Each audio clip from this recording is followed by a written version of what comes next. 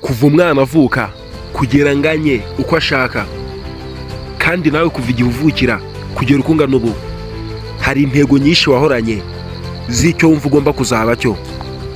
Gusa koko nyiriwe ntinda ku cyo wumva ugomba kuzaba cyo, hari byinshi bigomba kugufasha kugira ngo uzabe icyo ngicyo. Impamvu imwe nyamukuru ishobora kugaragara aka kanya tumenya turi he, uherereye he, kandi uri kuhakora iki.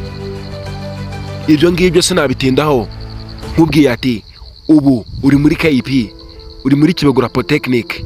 Gusa koko biragoye neza kuba wamenya tubundi aho wicaye ni bande bahavunikiye, ni mateka ki ahagishije kuba hameze gutyo, ni mpamvu ki itumye hitwa iryo zina, kandi ni mateka ki meza ndetse n'amabi yaba yarubakitse biturutse kuri iryo shuri ririmo. Nge ndi Honore, ikiganiro cyo nimenya byimbitse ngushimira kubukurikira.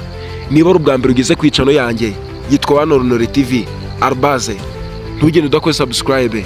Gusa niyo utayikora na comment yawe irakenewe, ukavuga ati ni bibi cyangwa ni byiza, cyangwa se basi niba ari inshuti zawe ufite zindi wumva ari icyo zafashwa no kuba zumvisha ibi ngibi, nazo ntuzisige. Katuvuge ku iki kigo cy'indahangarwa mu iki gihe kiri kugenda gisatira neza n'imitungo y'igihugu, kigasatira ibinyabigwi by'igihugu tuzi. Ni bwoko ki, cyaturutse he?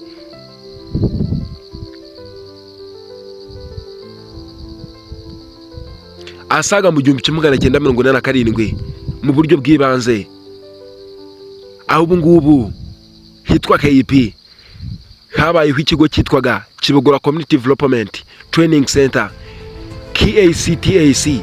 Iki ni ikigo cyari gifite intego yo gutanga ubumenyi bw'ibanze ku baturage b'akarere k'Iburengerazuba, by'umwihariko mu karere ka Nyamasheke, mu by'ubuzima n'iterambere ry'umuryango.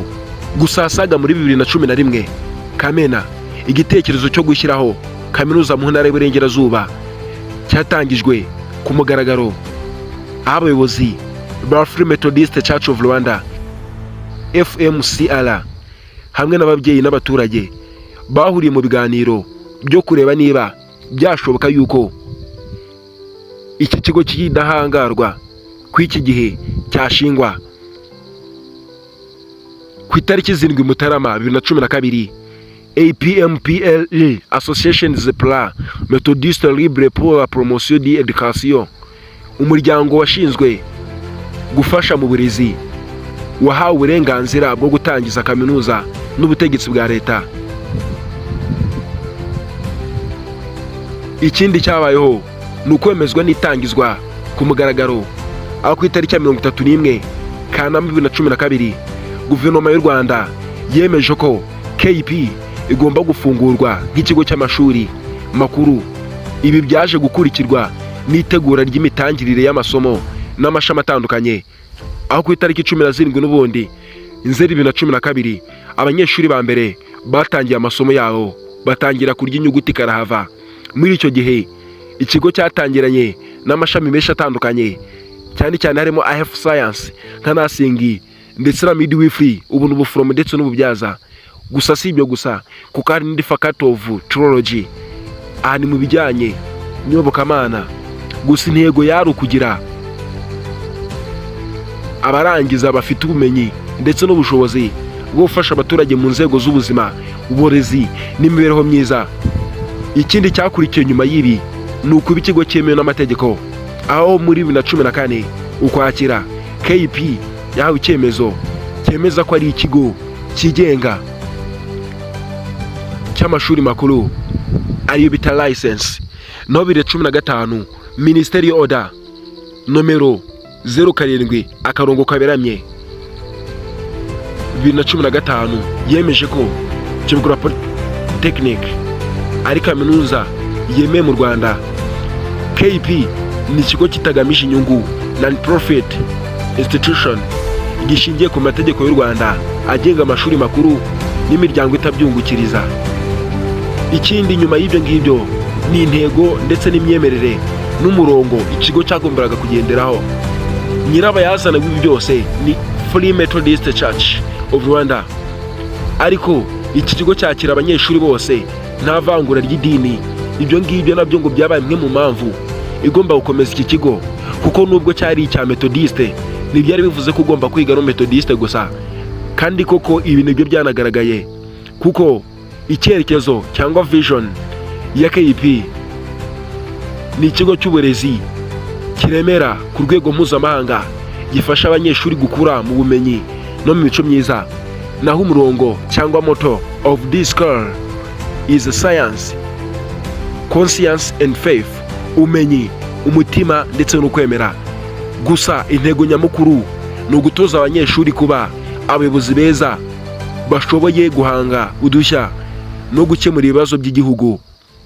Gusa nyuma y'icyo gihe ntabwo KEP yigeze ituza ngo irekere aho ngaho, kuko iterambere ryayo ryarakomeje, aho KEP yagiye ikura ikurikiramo uburyo faculty of health sciences, haragiye hiyongeraho laboratory science, biomedical,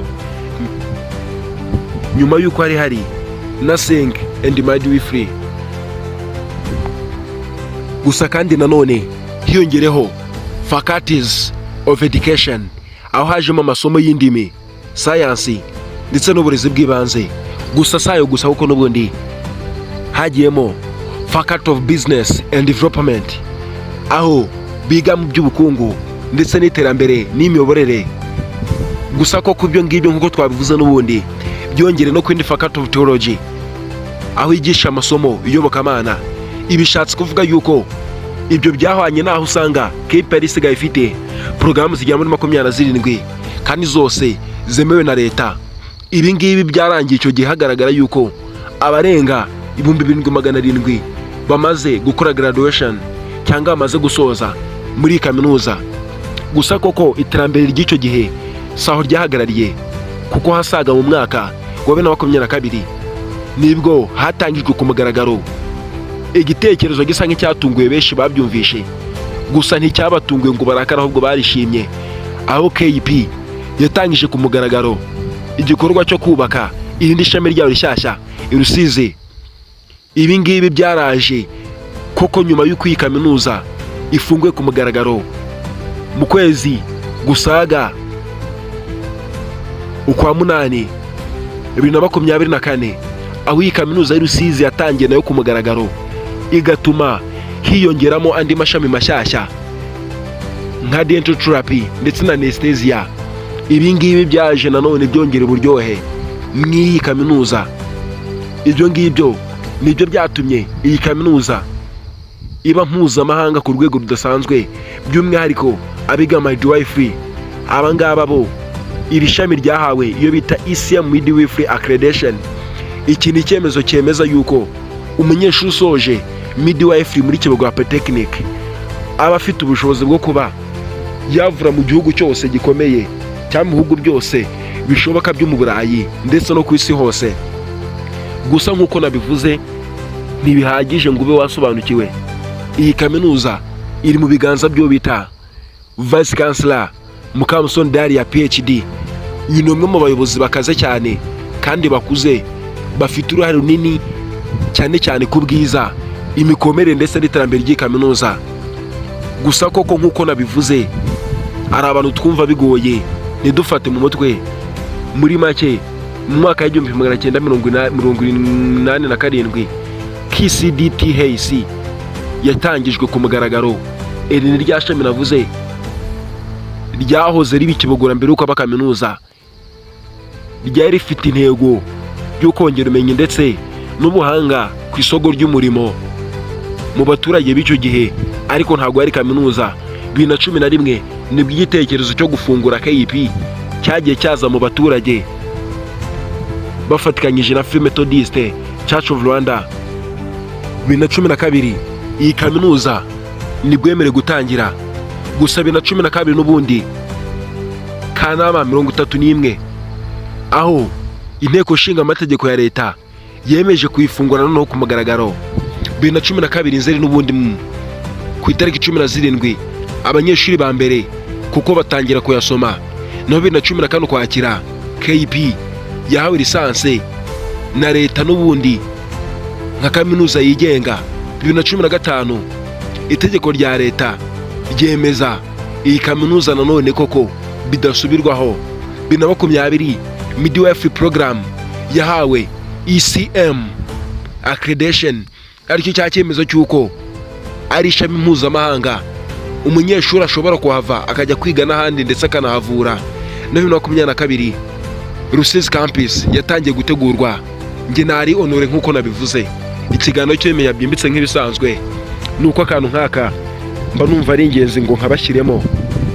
Ibiganiro byanjye ni ibisanzwe kuri channel yanjye wahora ubyumvaho, ibirenze n'ibingibi biriho.